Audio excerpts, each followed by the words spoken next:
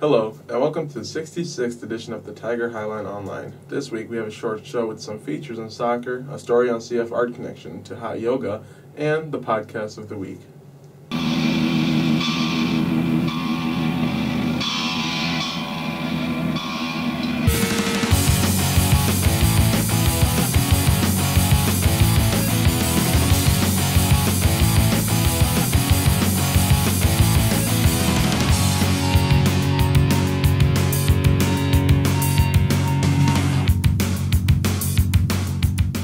With the new year comes new health kicks, and one Cedar Falls workout is not only supporting this kick, but also finding a unique connection for CFHS artists. Hot yoga, the trendy way to exercise. Miss Linsman, a CFHS art teacher, noticed that the walls were bare at So Yoga and offered to display her students' art. So I started doing yoga about May last year, and I loved it. It was great. And they really have a community at Seoul, and so I'd been going for a while, and I noticed that their walls were bare, and I was like, hey, wouldn't it be great if I could mesh your community with what I do? And they're really supportive in that aspect, and I think they love what they do, and so they wanted to share it with the art community here. And so I was like, hey, would you want to be able to put art in your place? And they were more than happy to do it. Miss Linsman encourages CFHS students to go to Seoul Yoga and view their classmates' art, and also enjoy a yoga class while they're there. If hot yoga scared you, I encourage you to try it out. So I've been bringing in about every other month about getting new artwork in for the kids to be able to display it, and they want kids to come and see what is on display, and then also experience what yoga is. This has been Sammy for the Tiger Highline. Frozen fields have made full-scale soccer impossible right now. Cole Murphy found a number of soccer fans who have found a way to stay sharp indoors. Here's the story. The Cedar Valley Sportsplex has now been keeping the Cedar Valley active for 1 year now. One of the most used amenities is the indoor soccer fields, giving soccer players a place to play and a place to improve their skills, even through the cold season.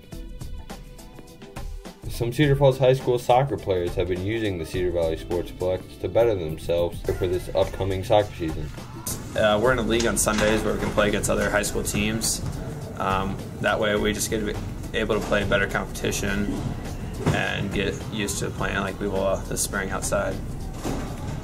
The soccer teams both have open gym once a week at the NU High School gym. With the Sportsplex, it allows them more time to play the sport they love. The Sportsplex allows us to play on a field that's just like outside. It gives us chances to actually shoot in a real goal. We can do stuff in a gym, but it's nothing like it is outside. You can see how the Sportsplex has improved the soccer team's skills as the men's team starts their season April 2nd and the women's team starts on April 6th.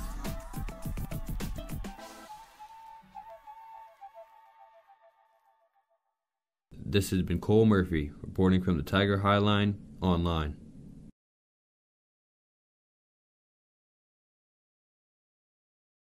Soccer is taking over as the top sport, and Shiaka and I went out to find the passion of the sport's biggest fans.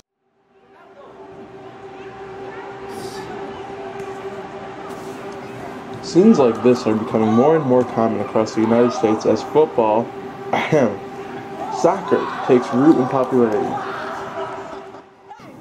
A fact to show this sport's growth in this country is that in 30% of American households, there's at least one person who's played soccer at some time during their life.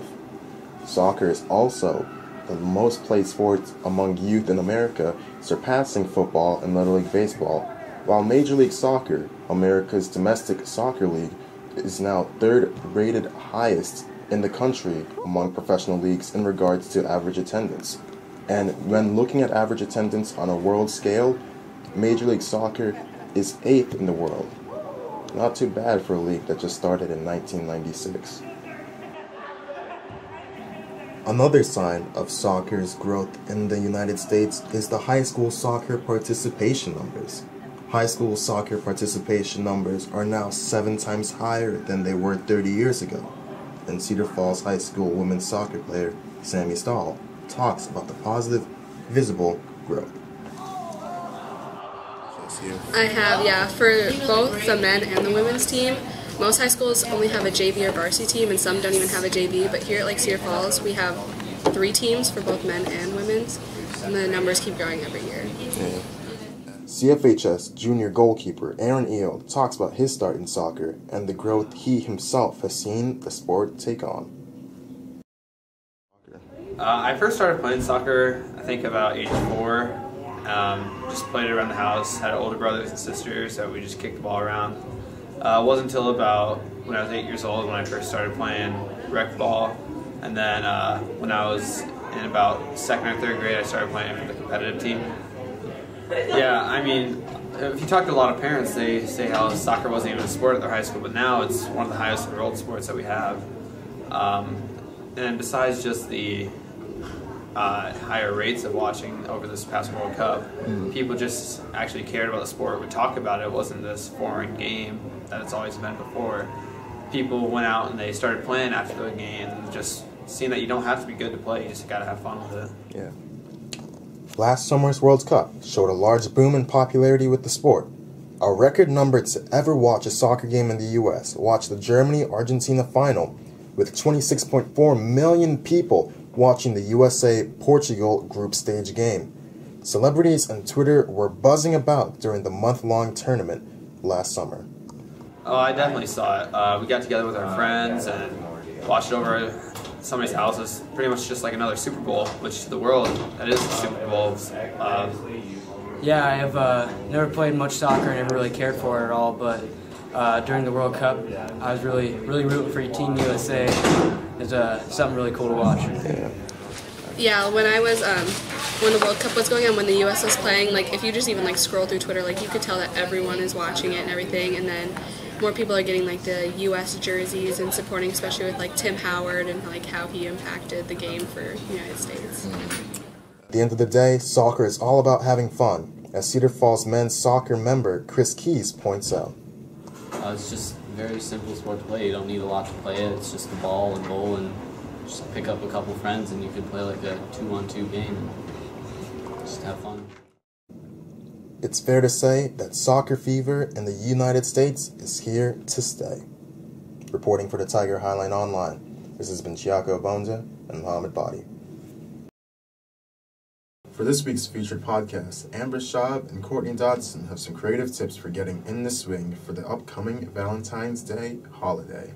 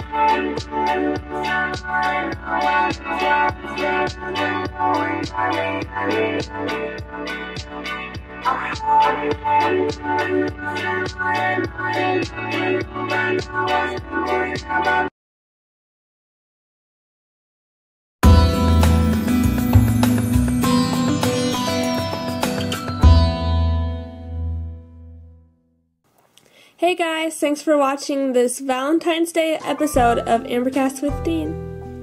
On today's episode, we're going to make a Valentine's Day banner, and you're going to need foam hearts. You can either buy these ones already cut out, or you can buy foam and cut them out in the shape of a heart. You're going to need these glitter foams. I got these at the Dollar Tree, and ribbon, which I also got at the Dollar Tree. You're going to need some twine. I got this one at Hobby Lobby. It was half off for $1.50. You're going to need a hole punch, scissors, and then maybe a pen or pencil. For the first step, you're going to take the foam heart and put 4 hole punches at the top. One here and here, and then another one on the other side.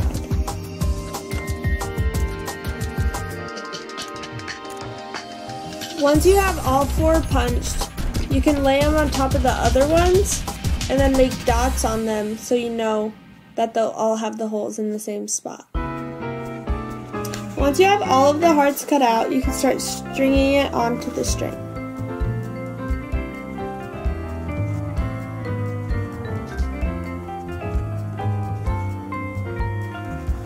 Once they're all stringed on, you can decide what words you want to put on it. I'm going to put XOXOXO. But for the letters, just draw the letter on the back and then cut it out.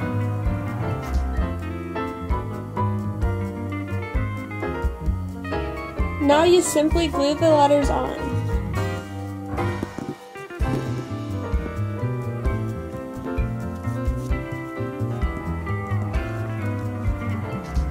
With the extra glitter foam, you can cut out the shapes you want. I just chose hearts.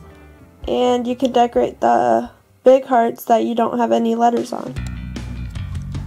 For an extra final touch, you can take your ribbon, cut off a piece, and then tie it on in between the 2 hearts. So right here.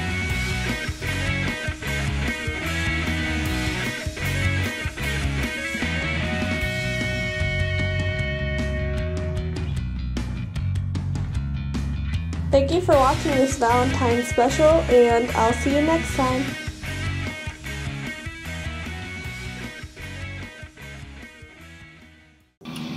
Well, that's a wrap for number 66. We hope you enjoyed it, and we'll check out our other stories, podcasts, and pictures on our website.